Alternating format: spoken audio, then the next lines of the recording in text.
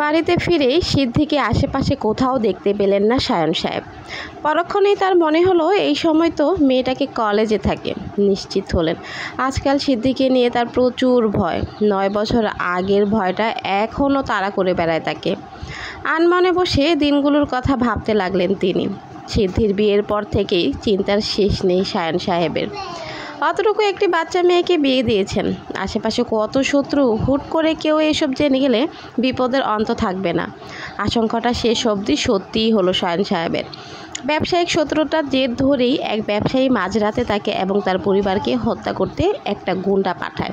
সায়ন সাহেব, তার স্ত্রী এবং সন্তান ছাড়া তখন কেউ নেই বাড়িতে। রফিক উদ্দিন সাহেব মাঝে মাঝেই বেড়াতে আসেন, সেদিনও এসেছিলেন।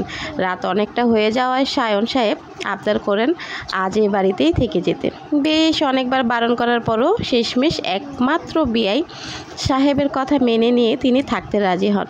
সে রাতটাই ছিল সায়ন সাহেবের জীবনের সবচেয়ে অন্ধকারচ্ছন্ন রাত। মাঝরাতে দেখে এক গুন্ডা দরজার ছিটকিনি ভেঙে বেশ সন্তর্পণে ঘরে ঢোকে। রফিক উদ্দিন সাহেব তখন গভীর ঘুমে। প্রধান দরজার পাশে ঘরে তিনি।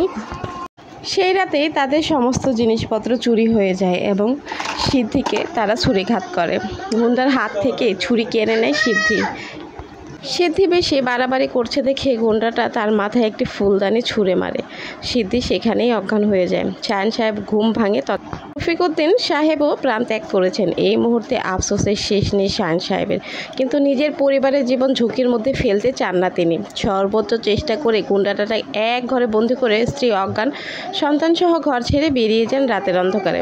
চলে আসেন শহরে, আশ্রয় নেন বন্ধু তারেকের কাছে। সিদ্ধি তখনও অসুস্থ, চিকিৎসা চলছিল তার। দীর্ঘ সময় চলে চিকিৎসা। অবশেষে ডাক্তার জানান সিদ্ধি আগে সব কথা ভুলে গেছে। মাথার গভীরে আঘাত, অনেক স্মৃতি তার এখন মনে নেই। ভেবেছিলেন আবারও গ্রামে ফিরে যাবেন, কিন্তু বন্ধু তারেকের মাধ্যমে জানলেন গ্রামের সবাই সায়ন সাহেবকে খনি ধরে নিয়েছে। গ্রামে ফেরাটা মোটেও নিরাপদ নয়। রফিক উদ্দিন সাহেবের মৃত্যুর দায়ভার তখন তার অন্তরকে কুড়ে কুড়ে খাচ্ছিল। সিদ্ধিকে নিয়ে শুরু হয় তার পরিবারের নতুন পথ চলা। পুরনো সব স্মৃতি মুছে এক নতুন স্মৃতি গড়ে তোলার প্রচেষ্টা। এই প্রচেষ্টার মাঝখানে এসে হাত ছেড়ে দিলেন স্ত্রী শুভা। চিরতরে পৃথিবী ছেড়ে পালালো পরলোকে। বাবা শুনছো? হঠাৎ সিদ্ধির ডাকে তার দিকে তাকালেন।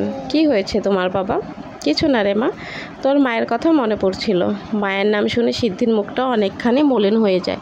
সায়ন সাহেব লক্ষ্য করলেন সিদ্ধি আয়াসের সাথে এসেছে। ভ্রু কুঁচকে মুখ টিপে হাসলেন তিনি। বাবা, আজ আদা আর কাঁচকলা দেখি একসাথে, কি খিচুড়ি পাকাচ্ছেন শুনি? তেমন কিছু না আঙ্কেল, আপনার মেয়েকে বৃষ্টি ভেজা রাস্তায় দাঁড়িয়ে চা খাওয়া শেখাচ্ছিলাম। ওহ তাই বুঝি? এ নিয়েই আমাদের এখন খুব ভালো, বেশ ভালো চলে যাচ্ছে।